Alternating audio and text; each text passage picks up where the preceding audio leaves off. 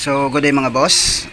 Magme-maintenance tayo ngayon mga boss ng ating brake shoe sa ating panguliang preno mga boss. So kailangan baklasin muna natin itong ating tambucho mga boss. So kailangan din natin na tanggalin yung 10mm na tornilyo dyan sa taas mga boss, o dun sa dulo ng ating sa tambucho mga boss, yung dulo na yan. So 10mm yan mga boss. So kasunod nyan ay tatanggalin na natin itong mga tornilyo na to mga boss. So yan, bago natin matanggal yung ating gulong. So simulan na natin mga boss. So yan, kailangan natin mga boss ng 10mm. So yan, para matanggal natin yung tornilyo doon sa ating tambucho. So gagamit din tayo ng tubo mga boss para mas malakas na persa yung ating magagawa.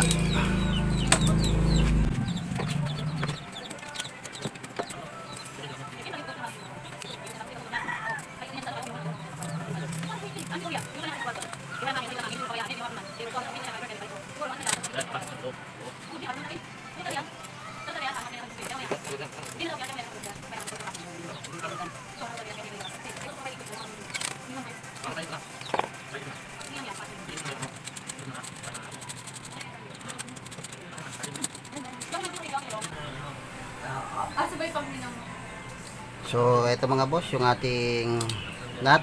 So tabi lang natin to mga boss. So sunod naman na tatanggalin natin mga boss yung mga tornilyo na to. So bali dalawang tornilyo. Dalawang tornilyo mga boss. Etong isa na to at yung dito sa ilalim. So yan. Bali dalawang tornilyo para matanggal natin itong ating tambucho mga boss.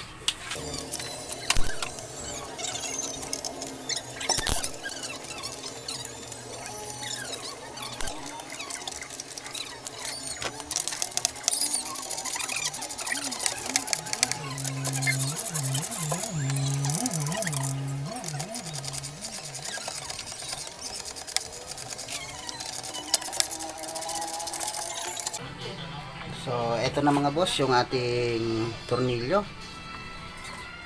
So, tabi natin yan mga boss. At ito rin yung isa, dito sa ilalim. So, bandang ilalim to mga boss.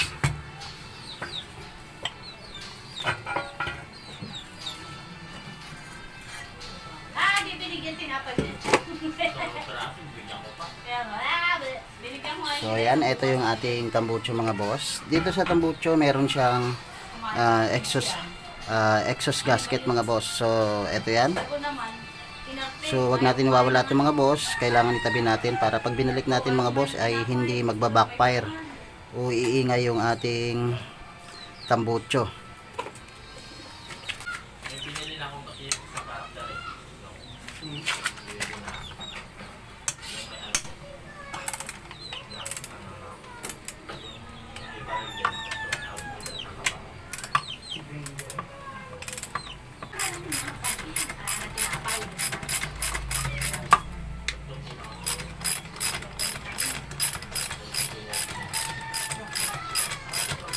So luwagan muna natin ito mga boss at tatanggalin natin yung nut na to dito sa ating etong nut na to mga boss,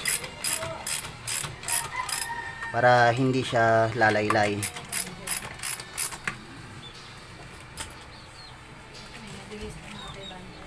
So dito mga boss, kailangan natin ng 24mm para matanggal natin tong nut na to mga boss. At kailangan natin ng itong tools na to dahil masyado matigas yung nut, wala tayong pampersa. So ito yung gagawin natin. So kailangan ma-reverse yan mga boss.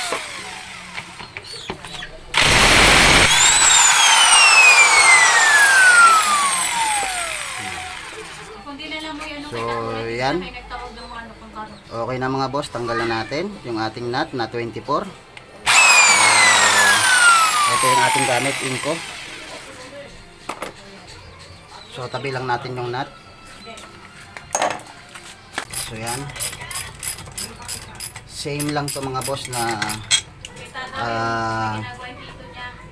14. So meron siyang spacer mga boss. Wag natin iwawala yung spacer. So ipagkumpara natin yung taas at yung baba mga boss na tornilyo.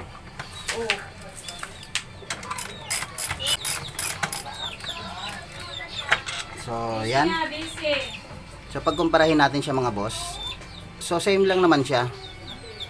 So pareha siyang may washer mga boss. So wag natin iwawala yung mga washer na yan. So tabi natin to. So ayan, bunutin natin siya mga boss. So okay naman, mabilis lang na nabunot yung ating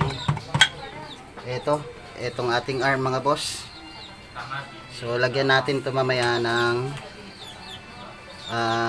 grasa mga boss para hindi siya kakalawangin o hihigpit. So dito meron din siyang spacer mga boss. So ayan yung spacer, may kalawang na siya mga boss. So yan, linisin natin to mamaya para mawala yung kalawang nya at lagyan natin ng grasa. So tabi natin to mga boss. So sa pagtanggal ng gulong, kailangan nating luwagan yung ating preno mga boss para mag-release yung kapit ng brake shoe. So dito tayo sa ating preno. So release lang natin to mga boss.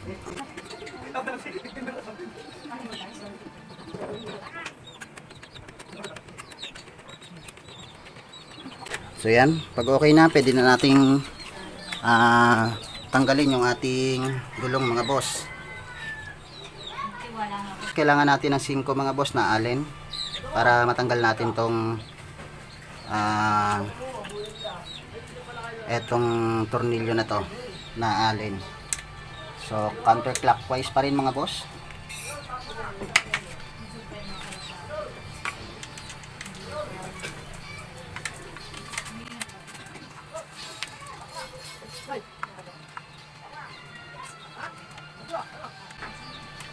So ito yung tornilyo mga boss na allen. So tabi rin natin to.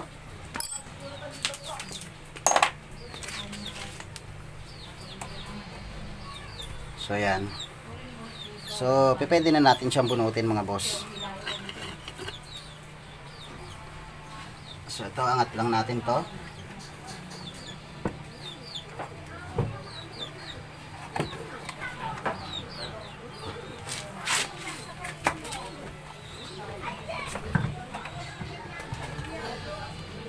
So ayan, okay na.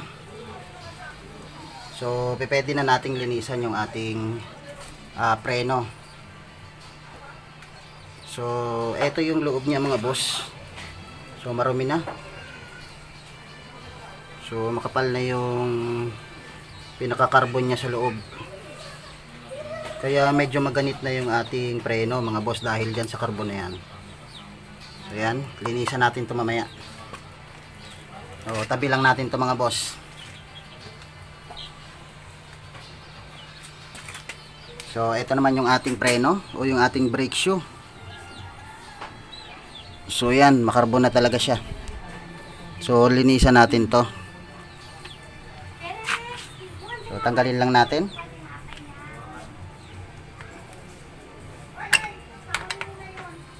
So yan. So yan. Medyo liyahin natin ito mamaya. At tanggalin natin yung carbon. So yan. Pati itong part na to lalagyan natin mamaya ng grasa mga boss. Para maging swabe o hindi siya kakalawangin. So dito mga boss, kailangan natin ng dalawang spray. Pang spray o panlinis. So una, gagamit tayo ng CVT cleaner para matanggal yung mga carbon. At pangalawa, yung brake cleaner mga boss para doon sa ating brake. So yan. So sprayan na natin.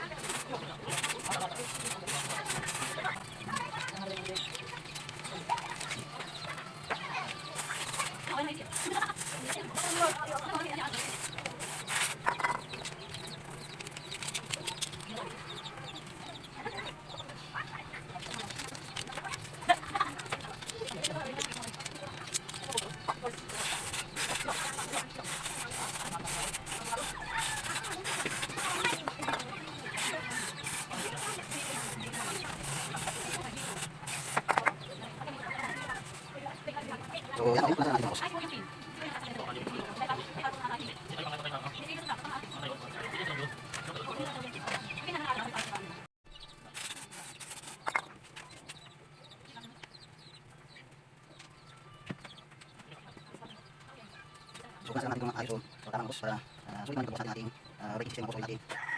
Yung ating brake shoe. So yan. Dahil nagkakit natin mga boss na bagbukas tayo. Pero hindi naman natin linis na ayos. So ayun natin. Yan. So yan. Yung natin ating brakes mga boss. So ganun tayo. Pwede natin ito. Para natin yung talong.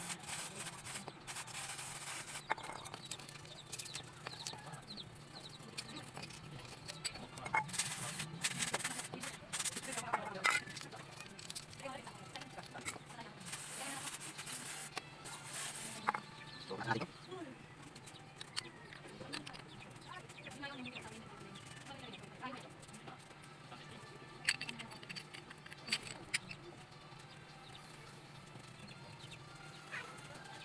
So, pwede natin mga boss na itong brake cleaner. Lalagay sa brake ng boss.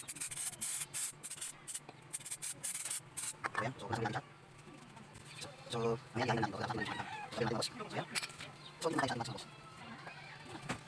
So, ispayin natin ng brake cleaner.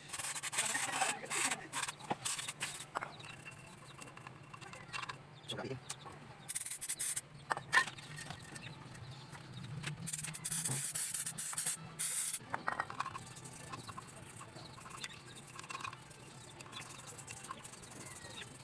Sukat natin.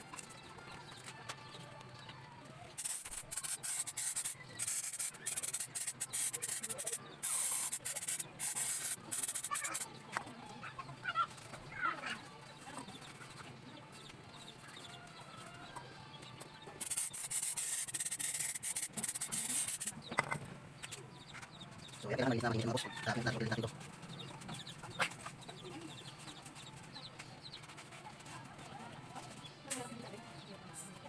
So yan, so dito tayo boss. Pansinin natin tong kalawang na to dito sa ating hub. So yan, isa yan sa nagpapasikip mga boss o nagpapaganit ng ating brake dahil tumatama siya dyan. So yan o. So liyahin natin ito mamaya mga boss. Etong paligid na yan, pataas. So dito mga boss, kailangan natin ng liha. So dahil wala tayong manipis na liha mga boss o yung pino lang, ay liha muna natin siya sa part na magaspang mga boss.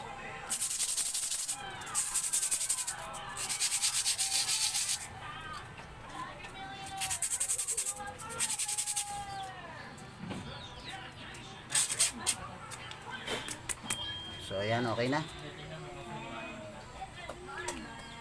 So dito kailangan natin liyahin tong part na to mga boss.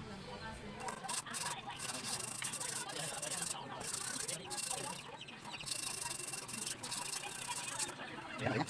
Makikita. Ayan, boss. So, spin natin. Pakita mo natin.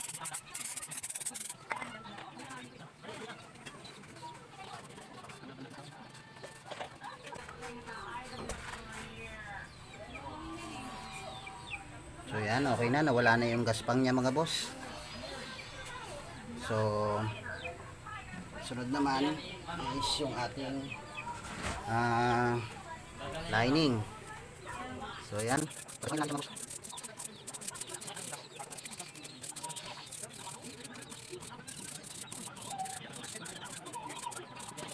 So yan. So dahil nasa natin yan para wala yung pieces natin lining. So yan. Okay, natin sa so yun mga boss yung pag-release ng ating braking system o yung ating brake shoe ay nabay mga boss na at least 4 to 5 months. Dapat nalilinis natin nagresahan mga boss yung mga resahan. So dito mga boss. So dapat nagagrasahan natin to.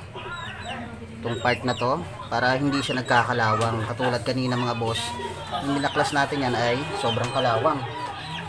So isa yan sa dahilan kung bakit nahihirapan ng baklasin yung ating mags. Kapag yan ay kinalawang na, so mahirap ng baklasin yan.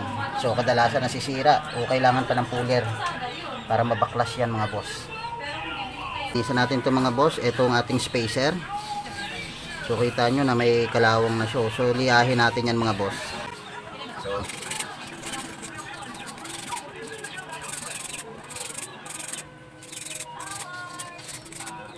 So liyahin din natin yung loob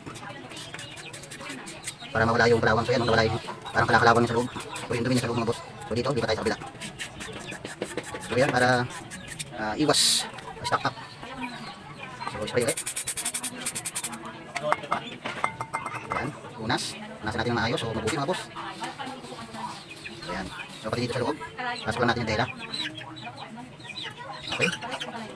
So tabi na rin natin to. Sunod naman ay yung ating arm o swing arm mga boss. So okay naman siya. So langis lang to mga boss. Grasa lang para malubricate to part na to.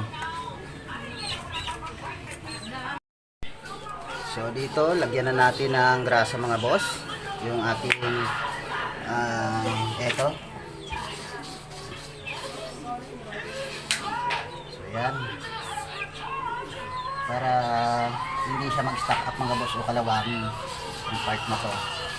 So kailangan mayroon siyang grasa. Pagkabit na itong brake na to mga boss ay simple lang naman. Ganito lang natin, kailangan lang natin siya i-bend. Pasok natin dito at itong part na to ay pasok din natin dito. So yan, konting amount lang ng grasa yung ilalagay natin. So yan.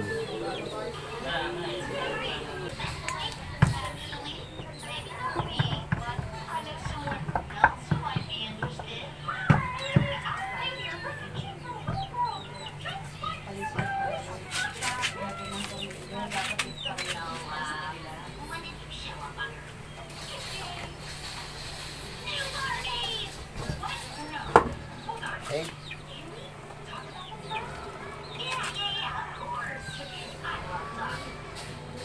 So okay na mga boss. So yan. Okay, pasok ulit natin dito. Yan mga boss, pag nagrasahan na natin tong part na to ay pwede na natin siyang ibalik mga boss. Okay.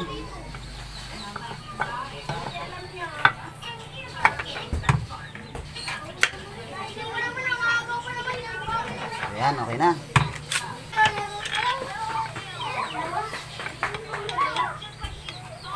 Isa dito sa taas. So, ito yung ating 14mm.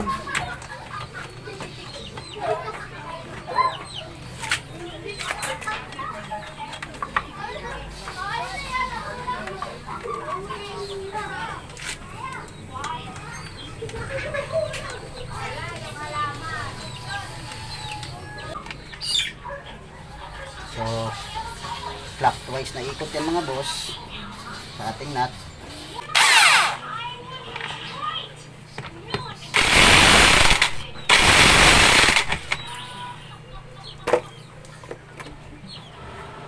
So, yan. Okay na yan mga boss. So, sunod mga boss ay higpitin na natin yung mga tornilyo na to.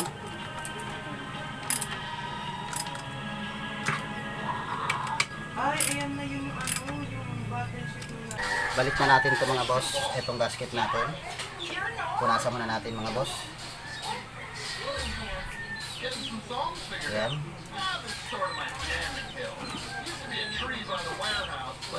Okay. So,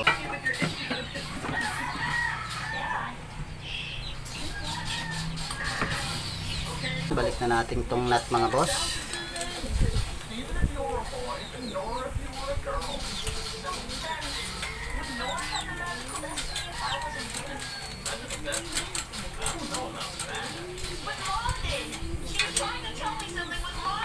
So, ito yung pangalawa.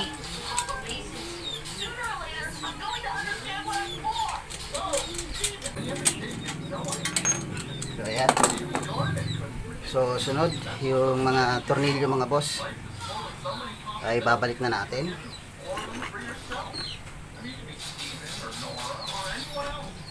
So, ito yung isa. So, nabalik na natin kanina. Tapos yung pangalawa mga boss dito sa ilalim.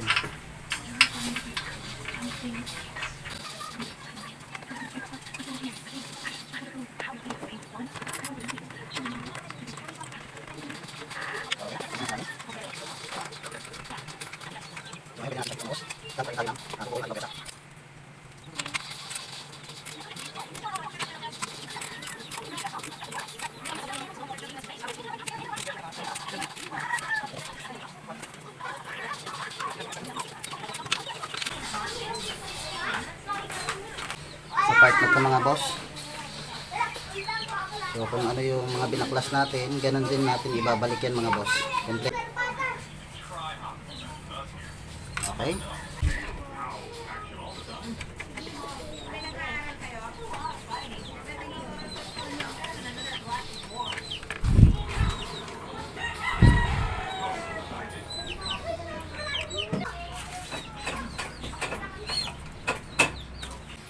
Sana ay may natutunan kayo sa ating video na to mga boss. At para hindi natin mapabayaan yung ating braking system dahil isa yan sa napakahalaga mga boss pagdating sa pagmomotor.